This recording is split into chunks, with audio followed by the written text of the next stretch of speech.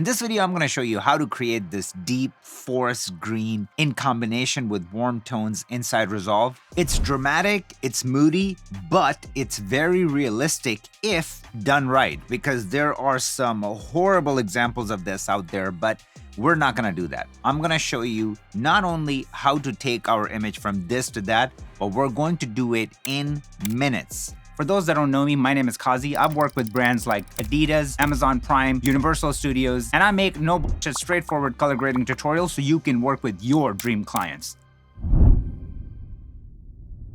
All right, so now we're inside Resolve, and this footage was shot on Sony a7S III. So it's converted from S-Log 3 to DaVinci Wide Gamut, and then DaVinci Wide Gamut to Rec 709. So this is our proper Rec 709 conversion. This is our log, okay? So this is where we're at. Now, we want to take this green, turn it into forest green, deep, rich green, and then we want to take these browns, and we want to just really make them warm and have them stand out against the cooler tones in the background, okay? I'm going to be creating this look using Resolve's best look development tool. You can download it for free to try it out. Link is going to be in the description if you want to follow along. In my Open Effects, type in DCTL, drop that on, choose Look DNA right here. I'm going to scroll all the way down and under presets, select Kodak 2383 and just look at how gorgeous this rendition of 2383 is.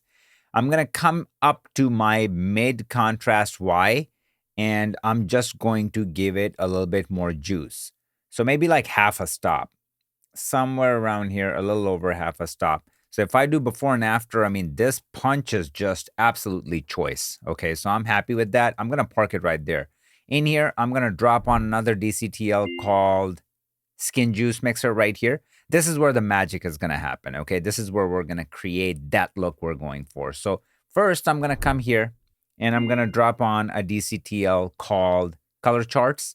This is going to help us with this look. So if I turn this on and off, you can see how much punch we added and the vibrancy we're getting in our colors. So it's a really good utility to actually know what you're doing. So in my Skin Juice, this is built off of 3x3 matrix, and you can see what's happening here, okay? So for our sat skin, I'm going to start cranking it, and like, look at it brings saturation to our skin colors, but at the same time, it creates complementary colors on the other end. So it's basically a twofer. I absolutely love this tool, so we're just actually going to push it to something like that.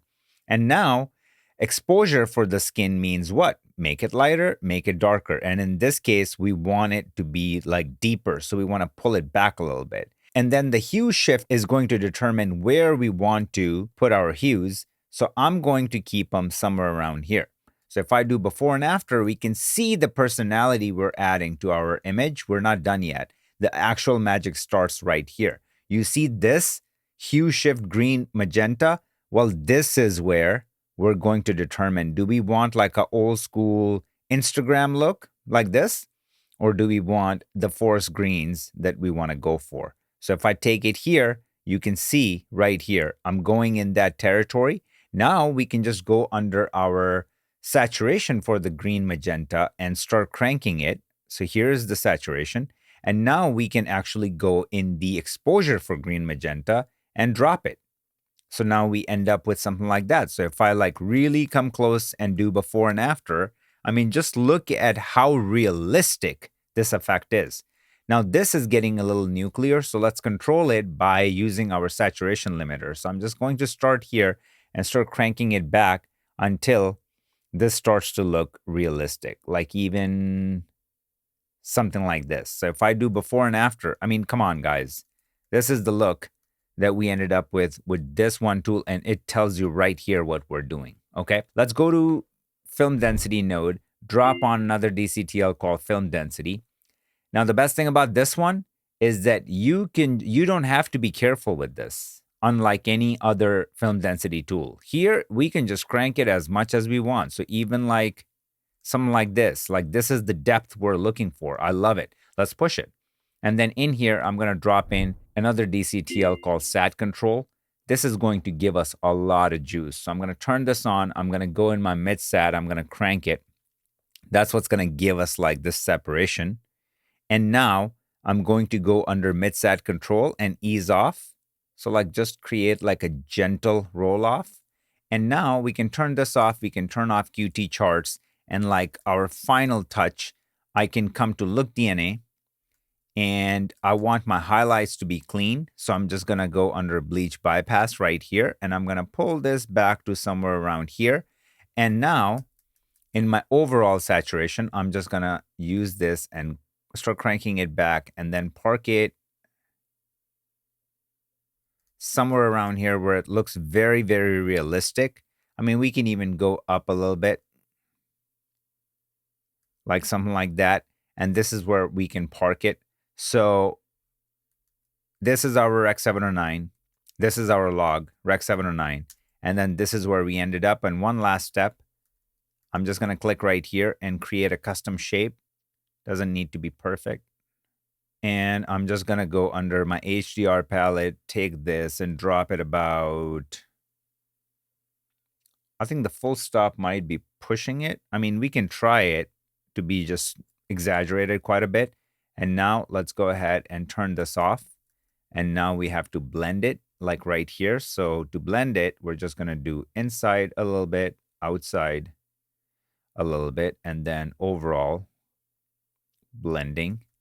And that blends in really nicely. Let's go back here, track it forward, track it backwards.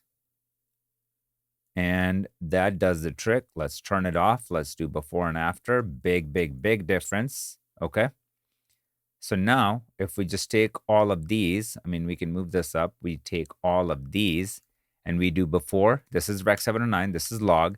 And then this is what we ended up creating. I mean, come on. So let me just take you through it. Okay. So we started with Look DNA, gave us a very nice film Kodak 2383 look, went and used my skin juice. And this is where all the magic happens. I mean, this tool is a powerhouse of a tool. You just saw what happened with that.